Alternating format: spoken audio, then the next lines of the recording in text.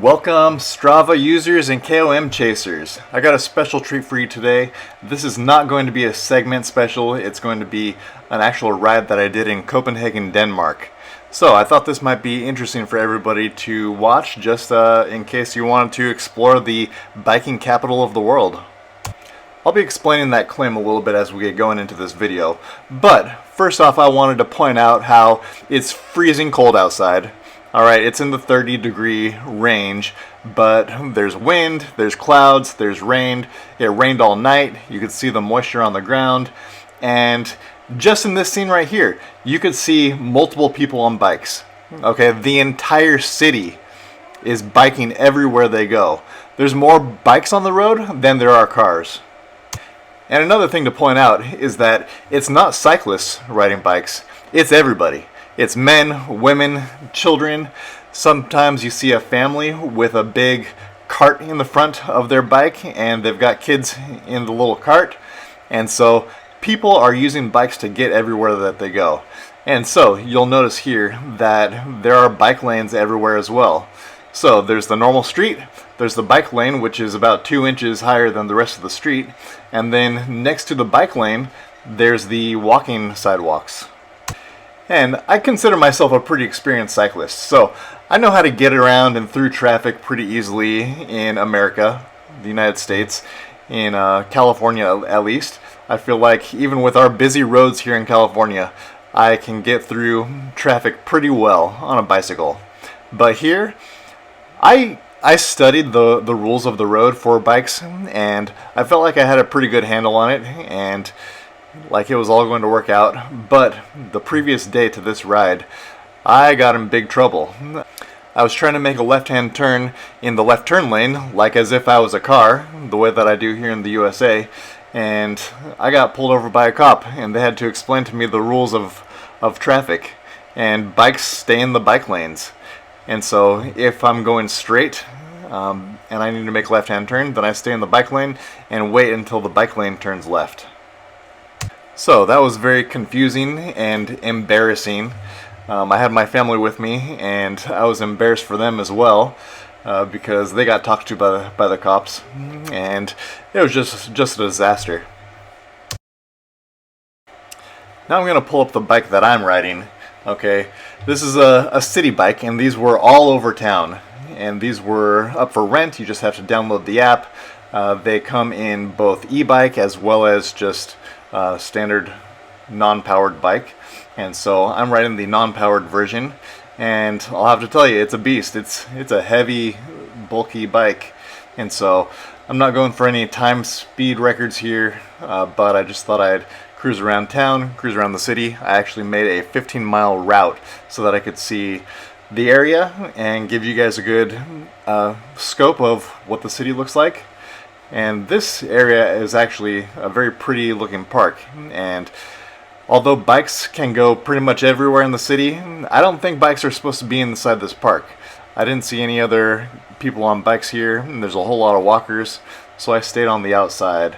But this whole park makes like a star shape, and on the outskirts of it is the Little Mermaid statue, which is a famous statue in Copenhagen. It was sculpted by Edvard Eriksson, who is a Denmark citizen, and it was made after the original story of The Little Mermaid, written by Hans Christian Andersen, who was a very famous fairy tale writer. So actually in the video here, what I was looking around doing, I wasn't just sitting there scoping out the area, although it was very pretty looking for a cold and cloudy day and rainy day. It still looked pretty nice, and you could see, even with the weather being as cold as it was, like there are still a ton of people out there. Okay, so what I was actually doing, and what I'm going to do right here, is try and figure out what route I wanted to go, because I was trying to figure out a route that I could get through both safely and without breaking any laws of the road after yesterday's incident. So I'm just going to fast forward through this wait time here before I get going on the bike again, and really I'm pulling up the route on my GPS because I downloaded it, and I just wanted to make sure that I could find the start of the route and successfully get to where I was trying to go. Okay, and we're off.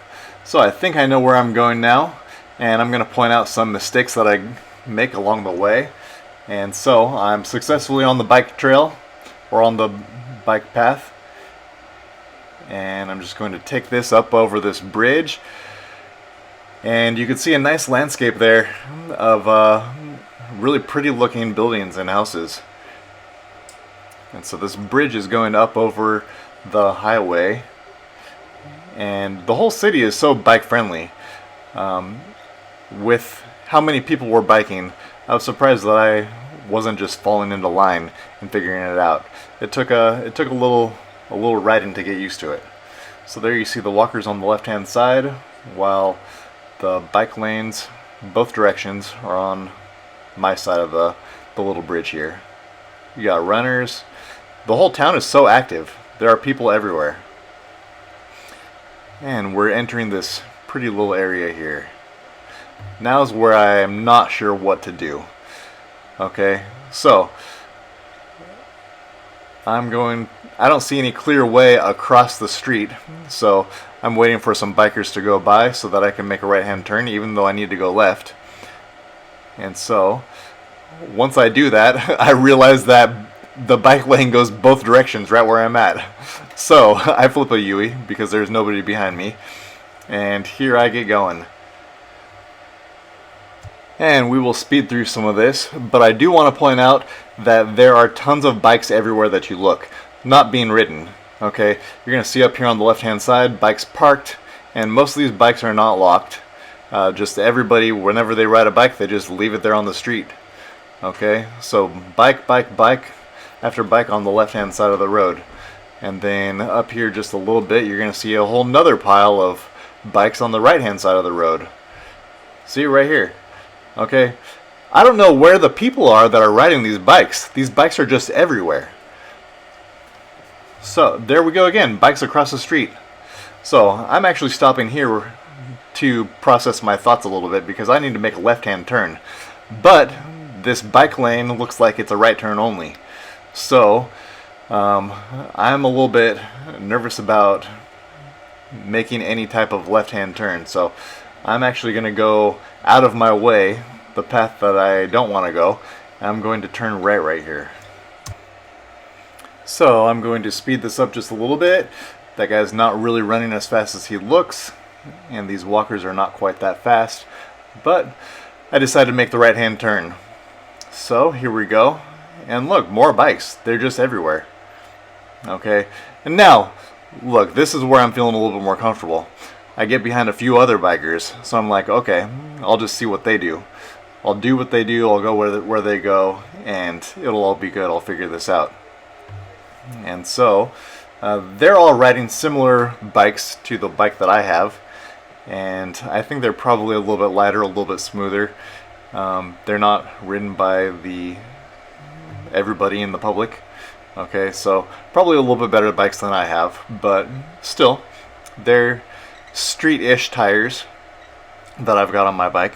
And so I'm just going to follow this person right here. Okay, I'm staying in the bike lane, and then in just a little bit we're going to cross the street, and I'm going to be faced with my next dilemma. Okay, so I got a red light right here, still in the bike lane, all good, but I need to be going the opposite direction. So I see the blue bike lane. Whoa, that guy just sped right by. I see the blue bike lane going perpendicular to the way that I'm going, and I'm thinking that's probably a good spot to make a left-hand turn. But how do I do it? Do I just kind of swoop in and turn left right here? So this is what I actually did. I awkwardly stopped at the sidewalk, and I put my bike back wheel up on the sidewalk and backed up just a little bit and turned around, and then kind of repositioned myself in the bike lane, going the direction that I needed to go. And now it's a little bit weird because I'm actually blocking a lot of the bike lane going the way that I previously was going. So I didn't quite figure this out, the best way to do it, but I'm in the direction that I'm supposed to be going, and so I'm just going to wait for this green light right here so that I could hop back on it. So I'll put this back in fast forward motion again, and now I'm headed across the street feeling safe, make my left hand turn, and now I'm going the direction that I want to be going. And I'm also behind somebody who also seems to know what they're doing, so I'm pretty happy about that.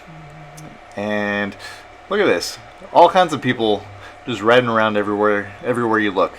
Okay, I'm feeling faster than that guy, so I'm gonna pass him up. And look, this is an old lady with a bag of groceries on the side of her back. Okay, on the side of her bike. Okay, she just went grocery shopping, riding home in the rain with her groceries strapped to the side of her bike. Okay, that's some real dedication there.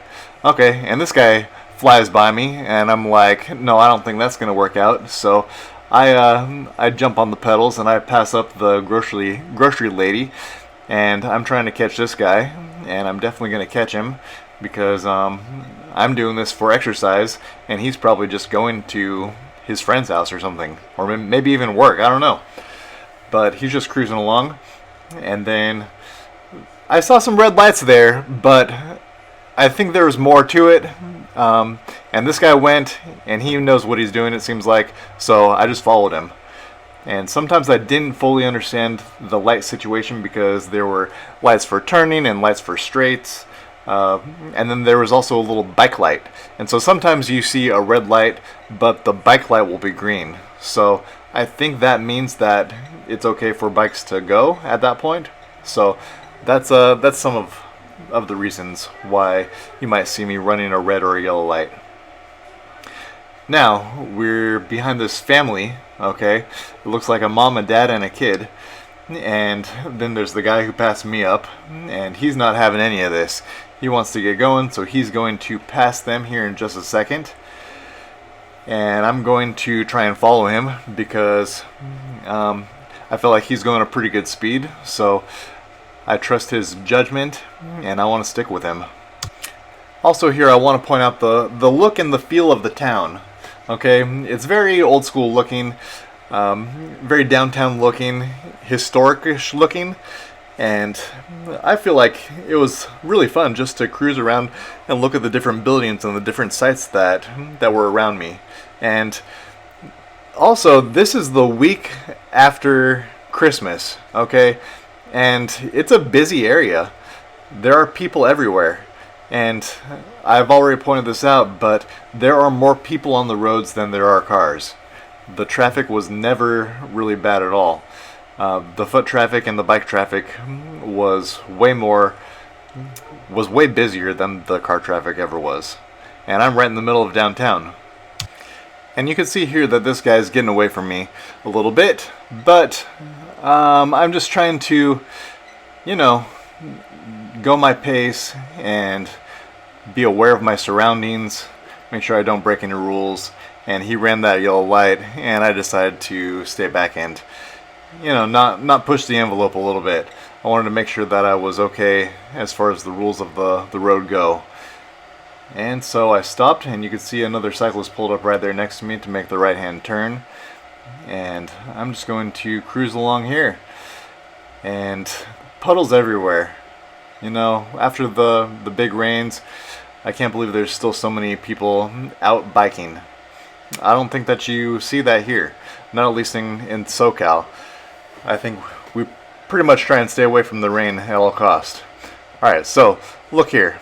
I needed to make a left-hand turn actually, and I was in the right-hand turn lane, or my bike lane was wanting me to turn right, and so I turned right. There was a car turning right, and so I just felt awkward doing anything else. I didn't want to stop in the lane because there were other bikes back there behind me. So I went down the wrong way, and I flipped a U-ey, and then I come up here to the stoplight. And while I'm here at the stoplight, I'm trying to figure out the best way to do it. And I see people coming from where I just came from. Okay, so they're crossing the street going straight, and then pulling up like this guy here, who has a bucket on the front of his bike with kids in it, and this is an old man that just pulled up in front of me, and he did the exact same thing.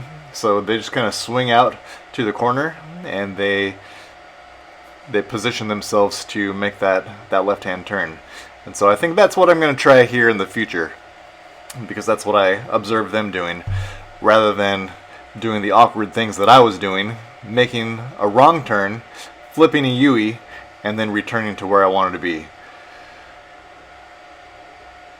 So here we go. I successfully made that left-hand turn, but I just followed this guy who seemed to know what he's doing. Oh, check this out. I got the canal here on my left, and all these old buildings, very pretty. This is the scene that you see on all the postcards. Okay, the colorful buildings along the side of the canal. There's boats all lined up in that canal, and it's just a beautiful area. We actually did a canal boat tour on this trip, and it was pretty cool because it takes you all around the city. The canals go quite a ways, and it will take you through a lot of the different historic parts. You see a whole lot of different historic buildings, and it was just a blast. It was a chill boat ride, and very relaxing and fun, and you see some really pretty things. So, okay, this is actually where I wanted to be. Alright, I finally got here. So I'm going to pass this guy up because I feel like I'm on a solid bike trail that's going to... Whoa, that guy almost hit me. My lane was limited by that scaffolding in the middle of it, so I was hugging the edge, and that guy with the baby, man, he was coming in hot, tied around that corner. So anyway, I'm positioned in the place that I want to be. I think I'm going to be on this trail for quite a while without any lights or obstruction from cars or anything like that, and following the water just a little bit. The canals are pretty cool. I had to check my route there because I wasn't sure if I was supposed to make a left or a right. And so now I'm actually in the land of Christiania. Okay. And Christiania is it's like an island-ish thing. It's got lots of canals going through it, separating it from the mainland of Copenhagen, but it's a little bit of an interesting place. And we're not going into actual... I think I'm actually in Copenhagen, okay? But Christiania is a free town. And what I mean by that is that a long time ago it was a military base, and then it got abandoned and shut down and was no longer a base, but all the buildings there were left. And so what people did was squatters moved into those buildings, and they kind of established it as their own city. And it's a city kind of with no rules. It's an anarchy town. And people really moved there to pursue their marijuana consumption. I'm going to actually come back to the topic of Christiania here in just a little bit, but coming up here we're going to see a landmark that's really very interesting. It's called Copenhagen, okay? And as I turn this corner, you're going to see it right in front of me, that big smokestack in that triangular looking building. And Copenhagen is actually the world's largest waste incineration plant. And I believe that the capacity is far greater than the city here can even handle. So I think that they ship in waste from all over the place to be incinerated in this plant. And what's interesting is that on the opposite side of it, we're not going to see it in this video, but on the opposite side of it is the hill part of it. And it's actually a slope, and you can actually ski on that slope all year round. It's an artificial type ski mountain. So that's Copenhagen. It's interesting, and I don't think that they blow snow. I'm not sure how they actually do it. I didn't end up doing it on this trip, so I don't know all the details there. But let's get back into some more talk on Christiania. And so when you go there, then when you walk right into Freetown, the first sign that you see is "Welcome to Christiania," and first disclaimer on there, it says no hard drugs. And so This is a marijuana town. This is a pot smoking town where people just live as squatters. And the city of Copenhagen has tried to shut it down over and over and over, and has been unsuccessful for several different reasons, which I'm not going to get into.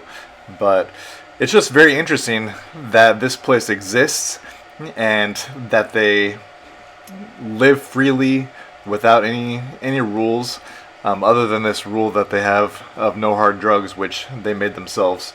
And so it's a whole different thing. When we were in there, there was graffiti everywhere, murals, big murals up on every wall. And then if you walk down the main road, which is called Push Street, there's tons and tons of people just selling weed and bongs and pipes, and that's all that it is. That's pretty much the whole city. And then you walk a little bit further, and there's like old warehouses where they've got some equipment being made and sold. They've got like a hardware type store, and it was just a really, really weird place. Like the vibe, the feel was very foreign to me. It was very strange, and it was just kind of not what I expected. I was thinking that it might be a little bit more of a place that people like to visit, like a tourist attraction type place, but it wasn't like that at all. It was actually pretty run down and kind of ghetto feeling. But definitely a sight to see and something new to experience. So I'm glad that we took the trip over there and walked through the town just to see what it was. But I did not need to spend very much time there at all. I think the half hour or an hour that it took for us to walk through was plenty of time. I'm going to super speed through this section a little bit to get to another very awkward biking encounter. Okay, so I make this right-hand turn. I need to turn left. Okay, I need to be going the opposite direction that I was. So I turned right, and I'm following this guy, and I'm trying to decide what to do, where I'm going to be able to make a left-hand turn so that I could kind of flip a U-ey. And I'm following him. He's looking back, probably thinking I'm following him. And he's making a left-hand turn, so I'm like, well, yeah, that's what I need to do also. So I'm going to follow you. And I follow him into this bike left turn lane thing. I pull up next to him, but I actually want him to go first so that I can see what happens here. And then as soon as this light turns green, then somebody who's on an actual road bike is gonna pass us. But I think both of them actually end up going straight. So I do need to make a left-hand turn. I'm going to pass it up, not knowing what I should do. And I'm like, I can't keep doing this. So I flipped one of those little slow down and hang a left type moves. And so now I made that 90-degree turn at least. But I still got to turn around the other way. So I'm going straight down here looking for a spot that I could flip a U-ey on. And I finally find it. And I get back into my bike lane. And it should be pretty easy from here. I just need to make this right, and then I'm on track. I'll be headed the way that I need to be going. And I think that I could just stay in this bike lane for most of the rest of the way. Look at that huge pile of bikes over there. Man, everywhere you go, there's just bikes, bikes, bikes. The streets are lined with them. Like, this is why they call it the biking capital of the world. It's because everybody is riding the entire city on a bike. Now, I think I would have seen a whole lot more actual cyclists if it was like summer or springtime. I bet that everybody's riding those city bikes just to get around, and that if it were summer or spring, then you'd probably see a lot more people out there actually riding for exercise. Which, who knows, maybe around town I wouldn't have. I think I'm hitting a whole lot of red lights and traffic and everything. I feel like the real cyclists must probably be out more in the countryside, where they could get like a long stretch of road without getting all these red lights. And I'm going to super speed this up a little bit because this is a very, very long ride. And that lady in the green jacket, man, she was on a mission. She had somewhere to be. And so I tried to follow her as long as I possibly could.